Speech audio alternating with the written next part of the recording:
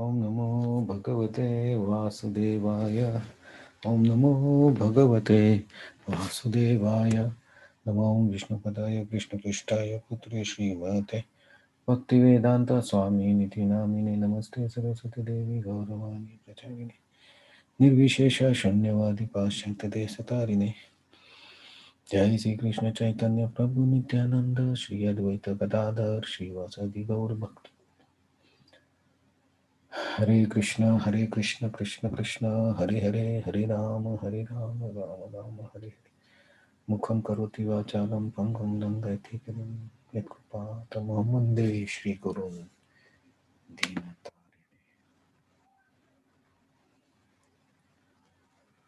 So Hare Krishna. So today see continue sixth chapter and verse number is 7. So let us chant the verse.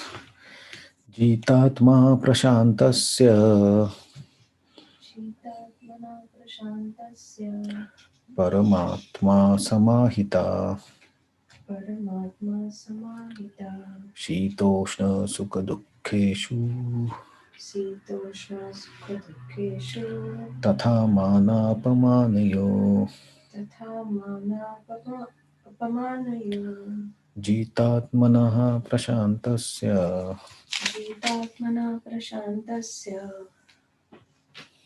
Paramatma samahita परमात्मा समाहिता Shitoshna sukha dukkheshu शीतोष्णसुखदुःखेषु Tatha manapamanayo. तथा मानापमानयो Please chant. जितात्मनः प्रशान्तस्य परमात्मा समाहितः शीतोष्णसुखदुःखेषु तथा मानापमानयो.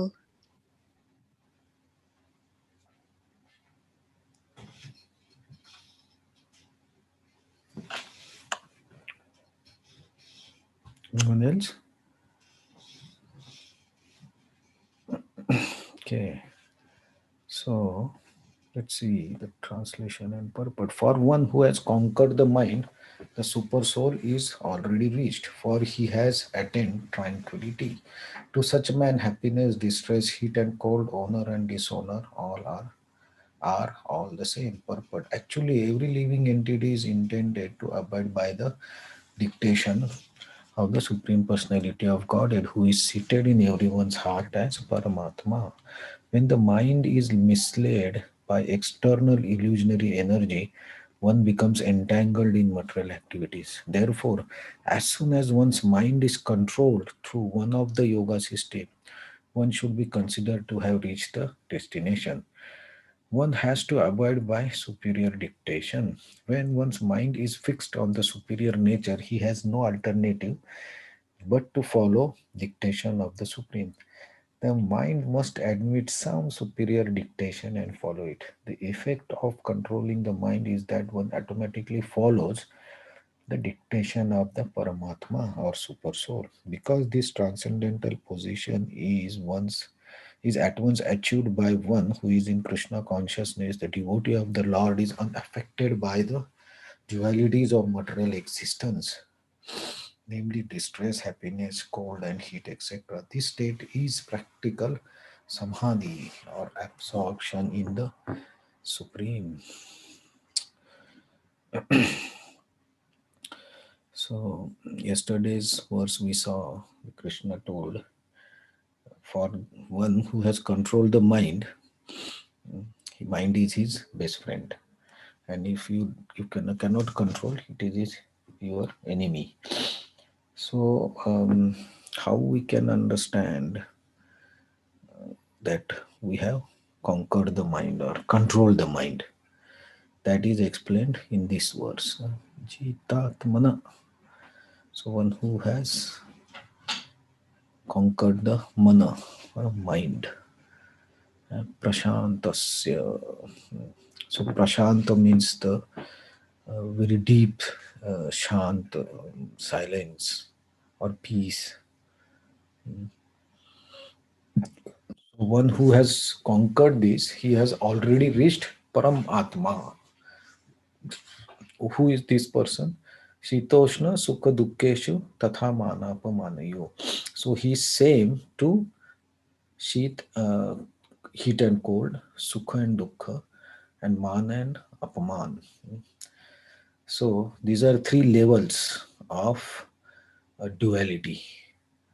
So heat and cold is at the bodily level, external level. Sukha and Dukkha is at the mental level, because from our mind we feel happiness or distress. And Man and Apaman, honor and dishonor, this is at the level of false ego.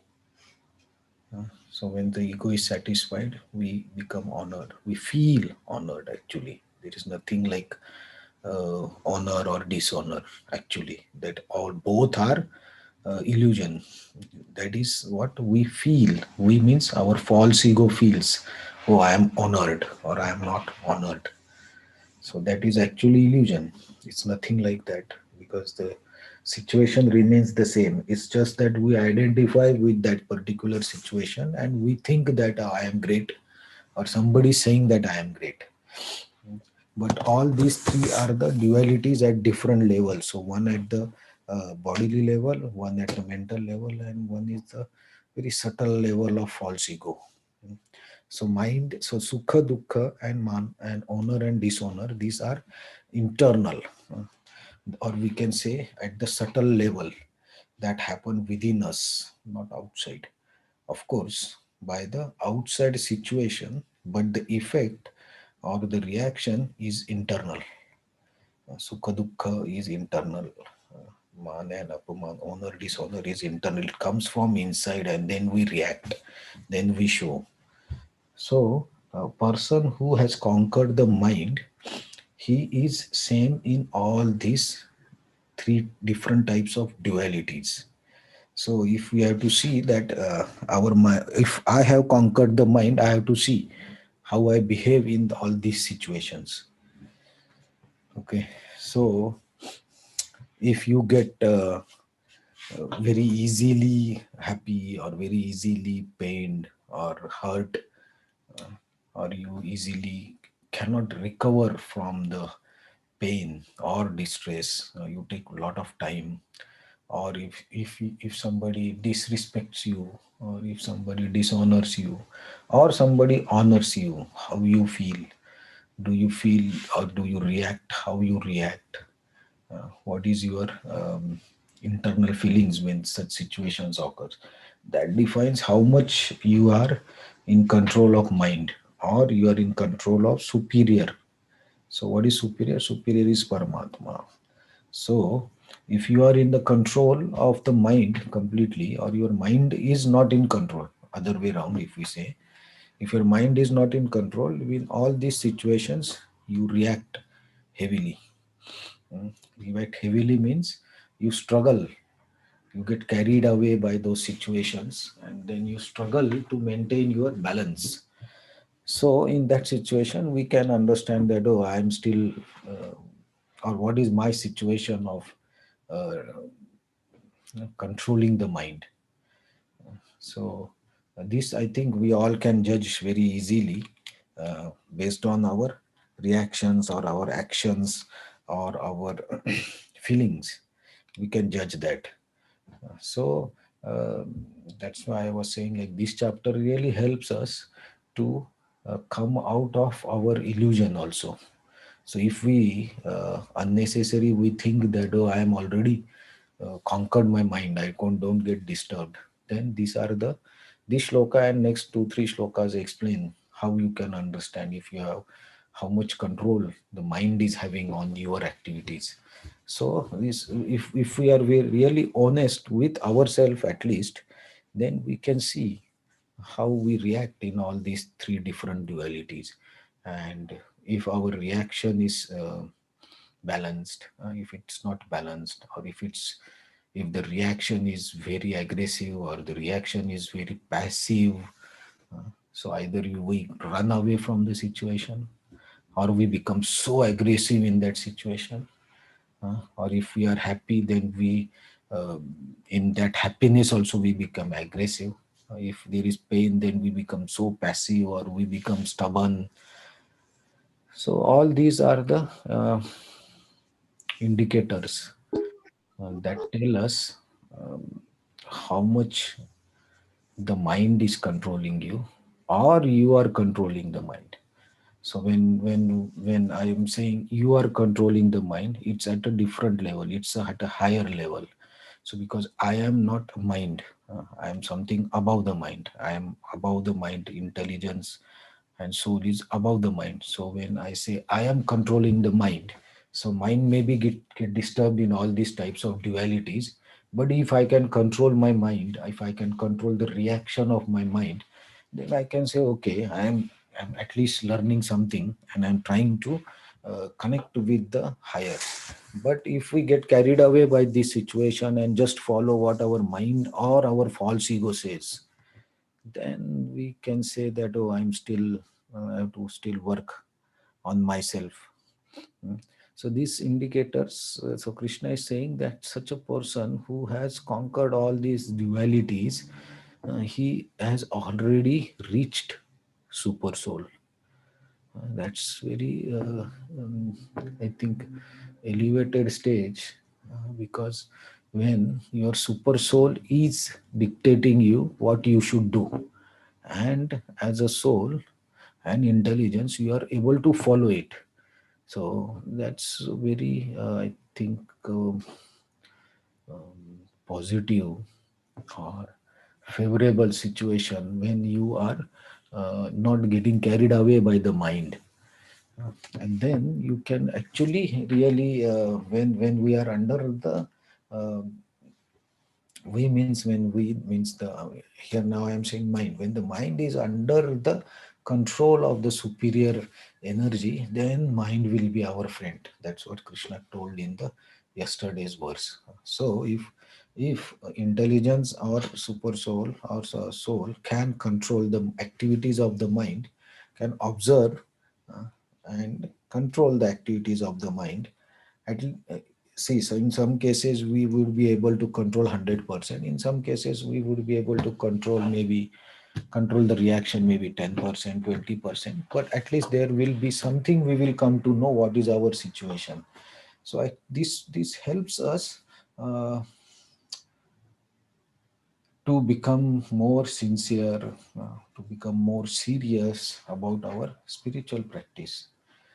And then we can also recognize the need for our introspection, what exactly our situation. And if we are very honest, and if we very really honestly admit our current situation, not going with this honor that I am great or I have already achieved something falsely, then it will be difficult. Better to be honest and admit what is your situation, and then even if we say that, oh, I am in control of the mind and I want to get out of it, that is also a higher consciousness. You are talking at a level which is above the mind, right? So uh, this shloka and next, I think next two shlokas also Krishna will give how the advanced persons actually work. That's those persons Krishna says yoga rude. They are actually climbing the ladder of the yoga to the higher level. So this word Srila Prabhupada also says, like, actually mind has to be under a superior guidance, and that superior thing actually is within us as Paramatma. So mind is the this our subtle body of mind and false ego and intelligence is the main key thing that is between our super soul and the external objects. So with mind, intelligence and false ego, if we can remove the illusion, then the super soul or is near to the soul, we can see that, or we can work under the super soul or supreme consciousness. And then we can actually know, yeah, like, yes, there is someone from inside who guides us what is to be done. If the in the stage of this tranquility or the prashantasya, in this prashanta situation condition, we will understand the somebody's telling to us from inside that don't react in this way, react in this way. So Krishna says, so it must be there. Srila Prabhupada says, so it will work like that. It's not the philosophy or the actuality. It's our situation of understanding is different. So we have to um, upgrade ourselves. Right? So this chapter is really helpful in that way also. So there are, I think, 2 3 more shlokas. Krishna will tell different stages how the advanced person behaves. uh, and all these slokas will give us a guideline to understand how we should proceed in our spiritual life. And for that, of course, we have to take help of Shastra, Guru, and Sadhu, all these three. So we'll see more details in the next 2 3 shlokas. It's very interesting if we really want to honestly admit and honestly make progress. It's very interesting to notice our own behavior. We can notice our behavior tomorrow based on this shloka. And then the next shloka, the more advanced stage. So let's keep reading and try to observe ourselves how we operate in our day-to-day life, and then we can really get this jnana becomes vigyan, that becomes more practical knowledge, and that's what Gita is meant for, to make it vigyan, practically apply Bhagavad Gita. Oh, thank you. Hare Krishna. Thank you very much.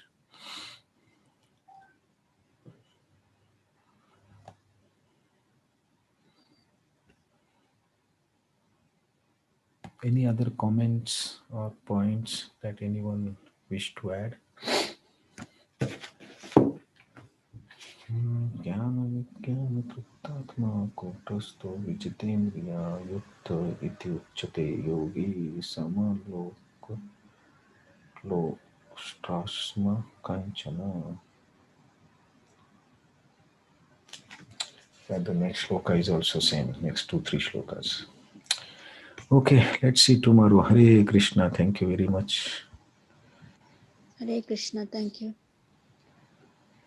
Hare Krishna. Thank you. Thank you very much. Hare Krishna.